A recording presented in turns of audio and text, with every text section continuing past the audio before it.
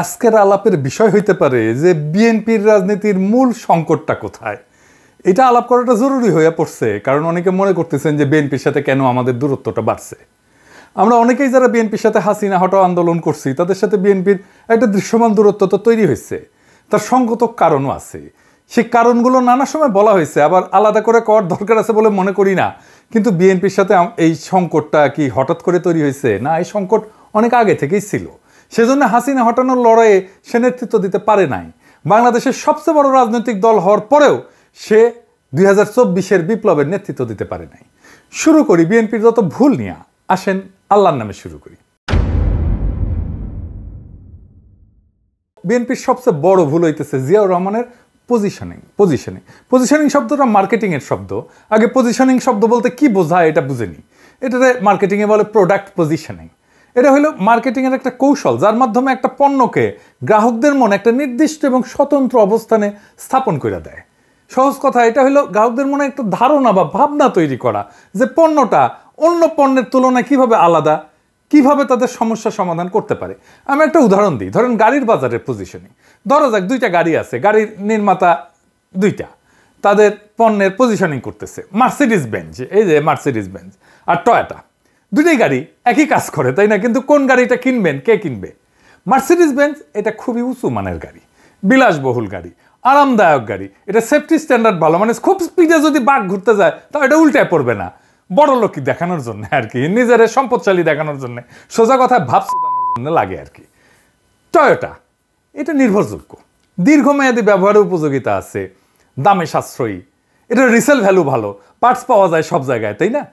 দুইটা ব্র্যান্ডে গাড়ি তৈরি করে, কিন্তু তারা আলাদাভাবে নিজেদের পজিশনিং করছে যাতে ভোক্তাদের মনে আলাদা আলাদা চিত্র তৈরি হয়। এক গ্রুপ কিনবে মার্সিডিজ আর এক গ্রুপ কিনবে টয়োটা, আলাদা জায়গা সবার। বিলাসবহুল কথাটা শুধু মার্সিডিজের জন্য, টয়োটার জন্য কিন্তু না। টয়োটা যদি বলে আমি বিলাসবহুল তাহলে কিন্তু হবে না। মার্সিডিজ যদি বলে আমার পার্টস সব জায়গায় পাওয়া যায় তাহলে হবে না। প্রোডাক্ট পজিশনিং মানে হলো প্রতিযোগিতামূলক বাজারে পণ্যটাকে এমনভাবে উপস্থাপন করা যাতে গ্রাহকরা সহজে বুঝতে পারে যে এই পণ্যটা কেন এই পণ্যের চেয়ে আলাদা এবং কেন গুরুত্বপূর্ণ তার জন্য। রাজনৈতিক দলেরও পণ্য আছে, সেটা তারা বেচা কেনা কথাটা শুনতে খারাপ লাগলেও এভাবে বললে সুবিধা হয়। তো আওয়ামী লীগের পণ্য কি? শরফদির বডিগার্ড। তারা বলে স্বাধীনতার নেতা, 6 দফা আন্দোলনের নেতা।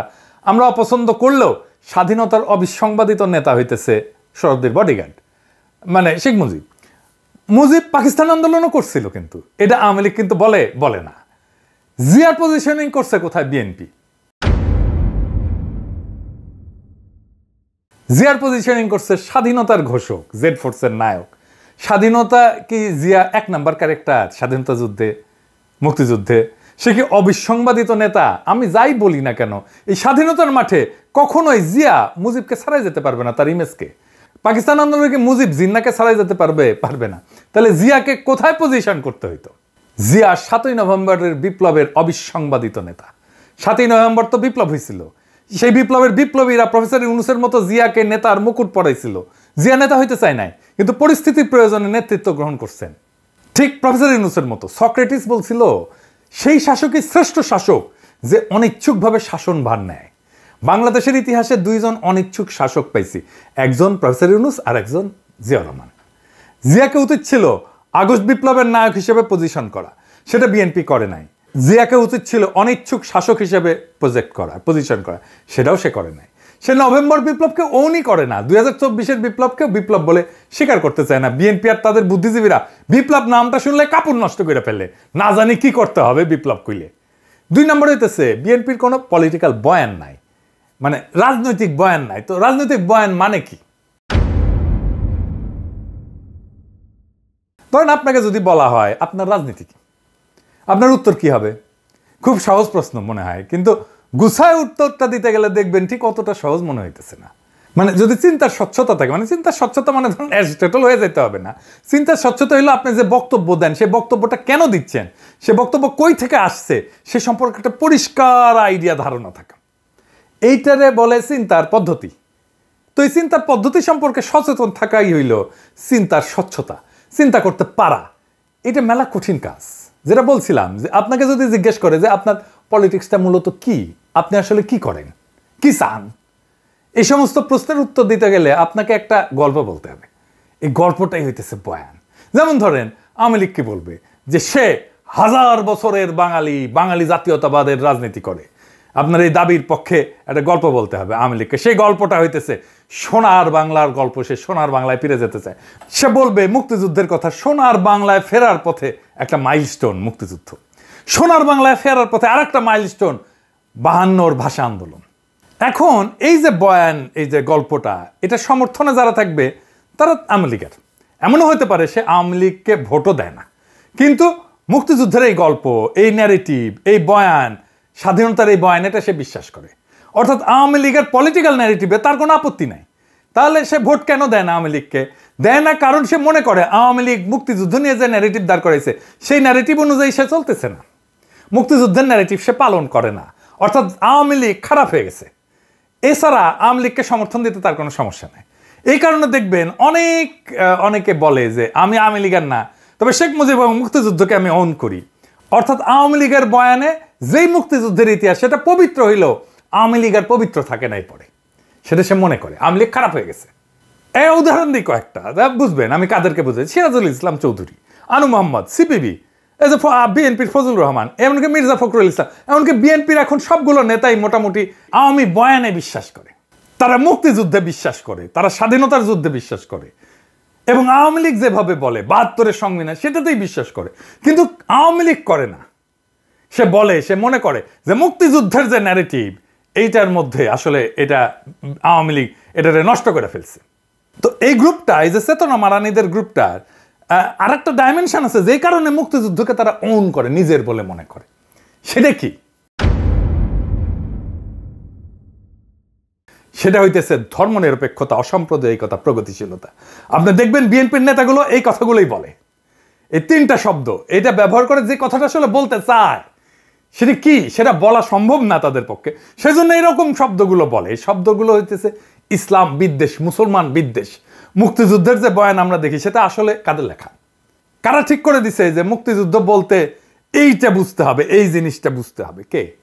মুক্তিযুদ্ধের ইতিহাস লিখছে ধর্মনিরপেক্ষতাবাদী প্রগতিশীলরা। তো প্রগতিশীলতা আর এই ধর্মনিরপেক্ষতার উৎস কোথায়? আমাদের দেশে। আসেন এটা একটু বুঝে দেখি। বাংলাদেশ রাষ্ট্র গঠনের 3টা পর্যায় আছে সুনির্দিষ্ট। 1 নম্বর পর্যায়, এই ভূখণ্ডে মুসলমানদের আগমনের পর থেকে ব্রিটিশদের কলোনি তৈরি হওয়া পর্যন্ত, তারপরে সেই কলোনি ভেঙে ভারত ভেঙে পাকিস্তান হওয়া পর্যন্ত, এরপরে বাংলাদেশ রাষ্ট্র সৃষ্টি হওয়া পর্যন্ত।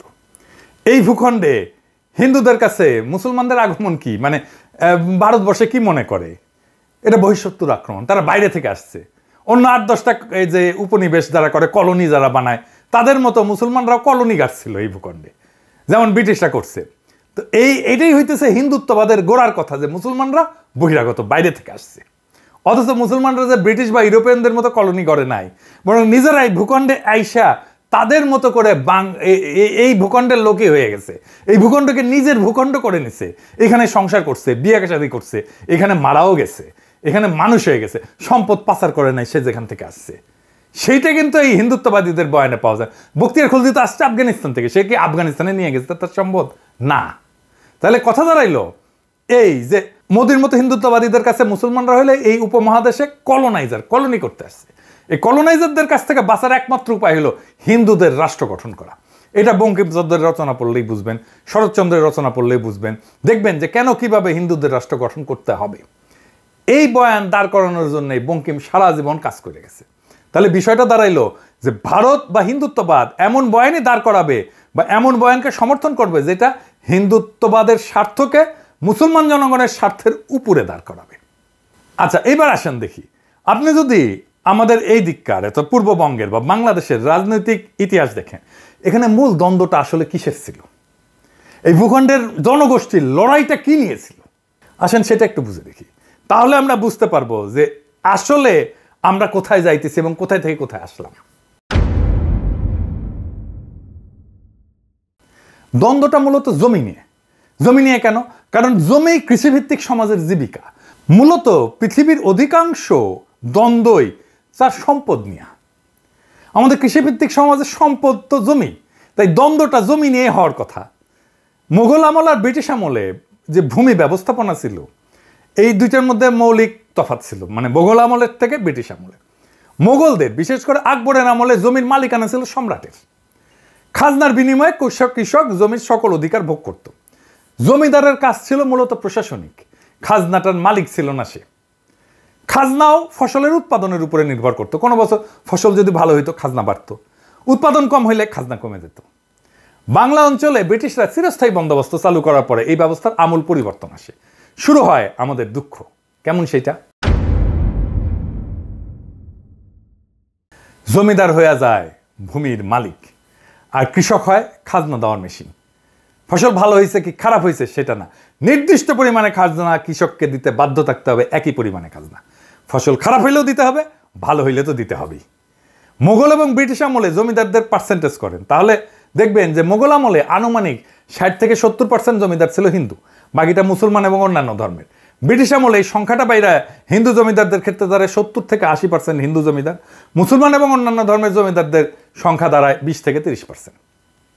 অর্থাৎ মুসলমানরা মূলত বহিঃশত্রু, এই ধারণা থেকেই হিন্দু এলিটরা সবসময় ক্ষমতার কেন্দ্রে তাদের অবস্থানটা নিশ্চিত করছিল। ফলে ব্রিটিশদের আমলে আমাদের বাংলা অঞ্চলে হিন্দু জমিদারদের বর্ধিত ক্ষমতা পরিণত হয় মূলত রাজনৈতিক প্রভাব খাটায়, হিন্দু প্রভাব বজায় রাখায়। আর এই চিরস্থায়ী বন্দোবস্তের জমিদারি প্রথায় হইয়া দাঁড়ায় বাংলায় ফিরে পাওয়া সেই ক্ষমতা যা হিন্দু রাষ্ট্রে সে পাইতে চাইছিল, বা মুসলমানদের আগমনদের আগে যেই ক্ষমতাটা হিন্দুদের ছিল। মুসলমানদের আগমনের পরেই প্রথম, ব্রিটিশ আসার পরে হিন্দুরা তাদের হিন্দু রাষ্ট্র মানে মুসলমানদের হটায় রাষ্ট্র ক্ষমতা তাদের অধীনে নেওয়ার সুযোগটা এমনভাবে পাইল যেটা মুঘলদের আমলে ছিল না। তো হিন্দু রাষ্ট্র বানানোর পথে জমিদার শ্রেণীর যে রাজনৈতিক প্রভাব, সেই প্রভাবের বিরোধিতা করবে কারা? মুসলমানরা, কারণ তারাই প্রজা। মনে রাখবেন যে এই বিরোধিতা গরিব কৃষকদের জমির মালিকানা আদায়ের আন্দোলন। কৃষকদের দিক থেকে এই আন্দোলন কোনো মুসলমান রাষ্ট্র গঠনের স্বপ্ন না, বা মুসলমান রাজত্ব ফিরে পাওয়ার স্বপ্ন না, সে ধর্ম প্রতিষ্ঠাও করতে আসতেছে না। এটা স্রেফ জমিদারি প্রথার নিষ্পেষণের বিরুদ্ধে প্রতিবাদ। এই আন্দোলনের নেতৃত্ব কারা দিছে আপনি যদি নাম দেখেন, এইটা দেখেন ফকির মজনু শাহ, হাজী শরীয়তুল্লাহ, দুদু মিয়া, তিতুমির, নুরুদ্দিন। এই আন্দোলন করছে মুসলমান হিন্দু কৃষকেরা মিলে, যারা হিন্দু জমিদারদের নিষ্পেষণ থেকে বাঁচতে চাইছিল। বাংলা অঞ্চল মানে পূর্ব বাংলা অঞ্চল, আজকে যেটা বাংলাদেশ, সেটা মুসলমান অধ্যুষিত হয়। এখানে মুসলমানদের পরিচালিত বিদ্রোহগুলাই এই জনপদের জনগণের রাজনৈতিক চিন্তার গঠনে সবচেয়ে শক্তিশালী প্রভাব রাখছে। দেখেন হাজী শরীয়তুল্লাহ প্রশ্ন উঠাচ্ছে যে জমির মালিক তো আল্লাহ, কোনো মানুষ না, ফলে জমিদারদের এই জমির মালিকানা আমরা মেনে নেব কেন? একটা গান আছে এই ধারণার উপরে ভিত্তি করে, শুনছেন কিনা জানি না।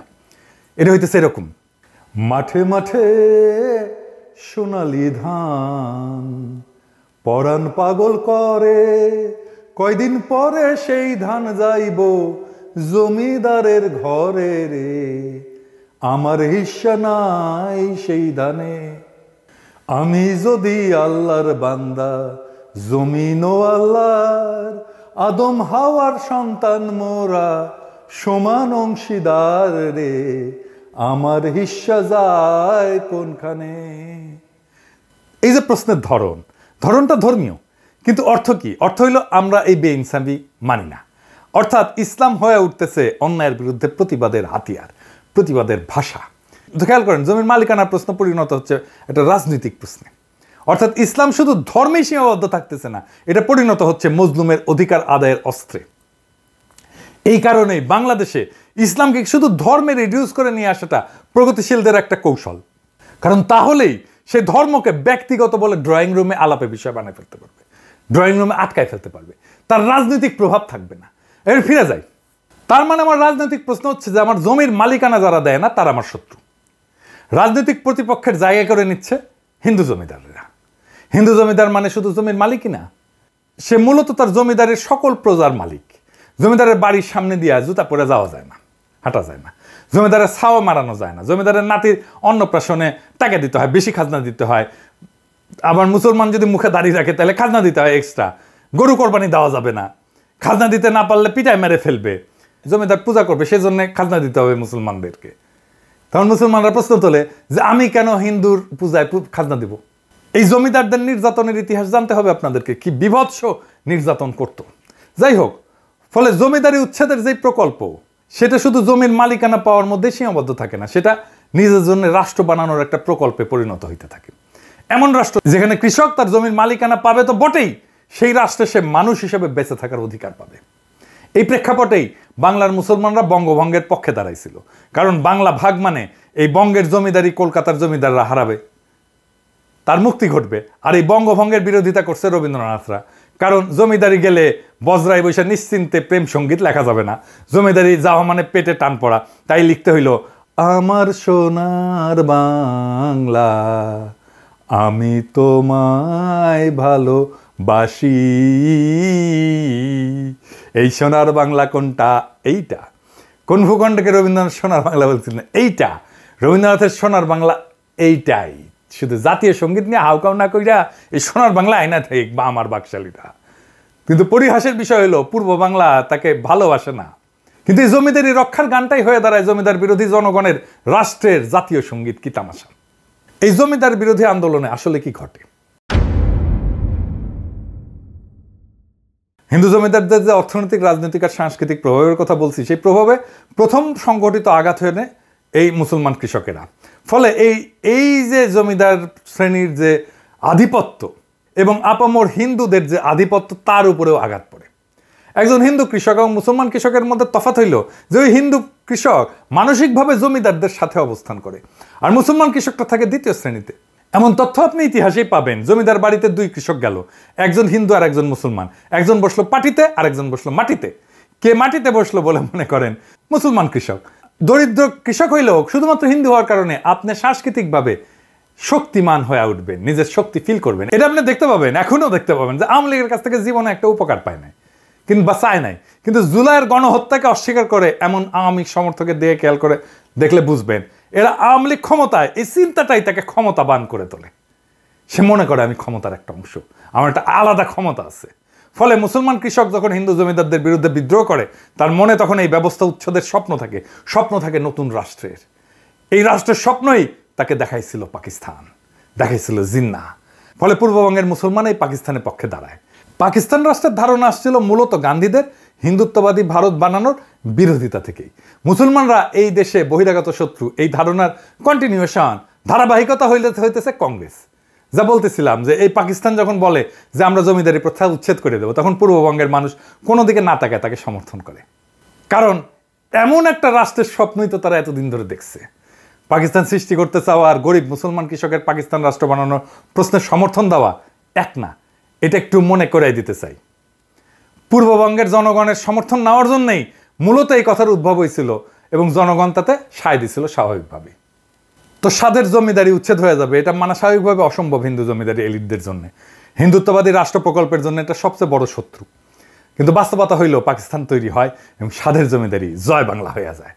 অর্থনৈতিক প্রতিপত্তি যদি চলে যায় হিন্দু জমিদারদের, তাহলে বাকি থাকে কি? হিন্দু জমিদারদের হাতে তখন একটা মাত্র অস্ত্র থাকে, সেটা হইল সাংস্কৃতিক আধিপত্য, বয়ানের আধিপত্য। শুধুমাত্র তাহলেই পাকিস্তানকে ভাঙা যাবে। পাকিস্তান রাষ্ট্রে বহু সমস্যার কারণে পাকিস্তানকে সবচেয়ে বেশি সমর্থন করা বাঙালি মুসলমান কৃষকের স্বপ্নভঙ্গ হয় কিছুদিনের মধ্যেই। কেন হয়, কখন হয়, একটু বুঝে দেখি। প্রথম হয় ভাষা আন্দোলনে 52-তে। ভাষা আন্দোলন কিন্তু কোনো মাতৃভাষার আন্দোলন ছিল না, শুনলে খারাপ লাগবে, কিন্তু আসলে কেন ভাষা আন্দোলনটা হইল? এইটা ছিল গরিব কৃষকের ছেলের চাকরি পাওয়ার আন্দোলন। জমিদারি প্রথার শিকল থেকে রক্ত দিয়ে বেড়ে আসে কৃষক যখন শোনে রাষ্ট্রের ভাষা হবে উর্দু, অর্থাৎ সে বাংলায় কথা বলার ছেলে আর সে চাকরি পাবে না, সে বিদ্রোহ করে বসে।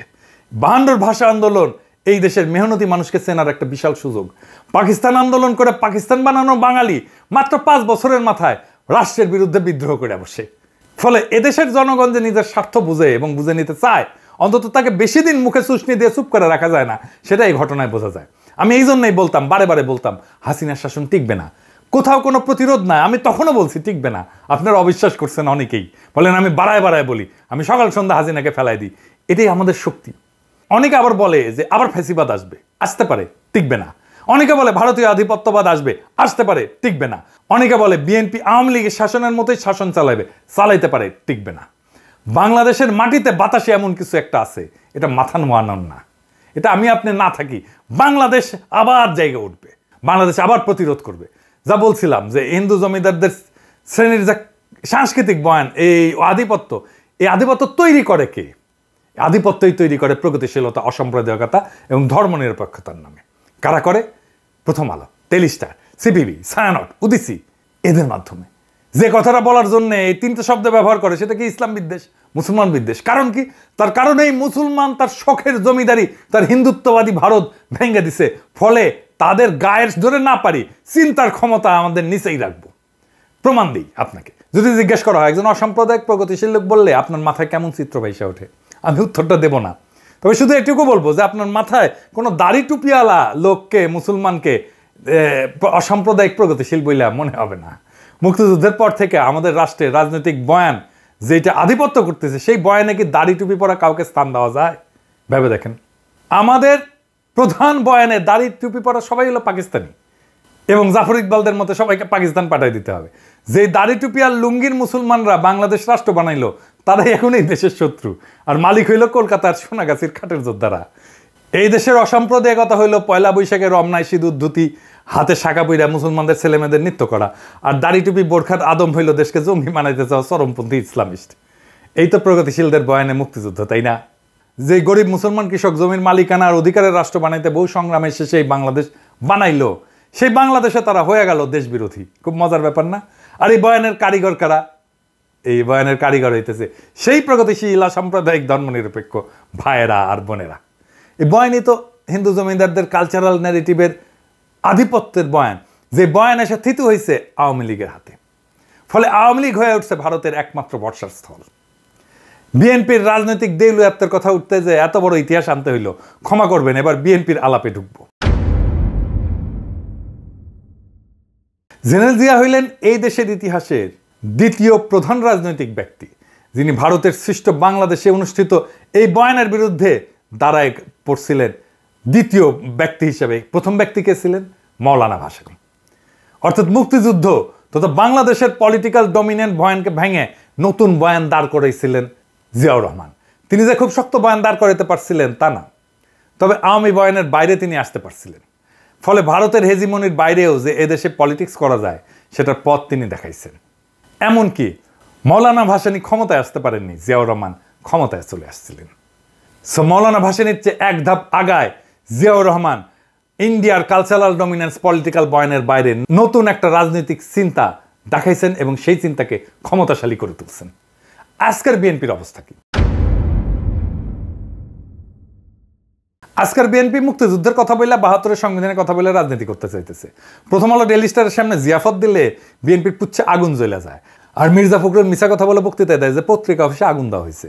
এমন বাংলাদেশকে আমরা চেয়েছিলাম। বাংলাদেশ রাষ্ট্রের সাথে সবচেয়ে বড় গাদ্দারি এখন বিএনপি শুরু করছে। বিএনপি যদি মুক্তিযুদ্ধের আওয়ামী বয়ানই ফেরি করে, তাহলে আলাদা করে পার্টি করার প্রয়োজনীয়তা কিসের? আওয়ামী লীগ করলেই তো পারে। তো মুক্তিযুদ্ধের বয়ান দিয়ে যে ফ্যাসিজম আওয়ামী লীগ চালু করছিল, সে একই কাজ তো বিএনপিও চালু করলো। তাহলে বিএনপির নিজের রাজনীতি কোনটা? উত্তর হইল যে বিএনপির কোনো রাজনীতি নাই। আওয়ামী লীগ তার বয়ান দিয়ে ফ্যাসিজম করছিল, কারণ সেটা করার জন্য যে জিনিসগুলো দরকার, যে ন্যারেটিভ দরকার, সেটা তার ছিল। বিএনপির ফ্যাসিজম করতে পারবে না, কারণ ফ্যাসিস্ট হওয়ার জন্য যে ন্যারেটিভ দরকার সেটা তার নাই। বড় জোর চাঁদাবাজ হইতে পারবে, টেন্ডারবাজি করতে পারবে, ঘুষ খাইতে পারবে, টেম্পু স্ট্যান্ড দখল করতে পারবে, আওয়ামী লীগের চাইতে কুৎসিত ভাবে গালি দিতে পারবে, কিন্তু রাজনীতি করতে পারবে না। ফলাফল হয়েছে যে বিএনপি রাষ্ট্র ক্ষমতায় যাওয়ার সবচেয়ে বড় স্টেক হোল্ডার যে দল, সেটা অলরেডি সবার কাছে একটা তামাশায় পরিণত হয়েছে। তাদেরকে এখন টেম্পু স্ট্যান্ডের চাঁদাবাজ বলা হয়।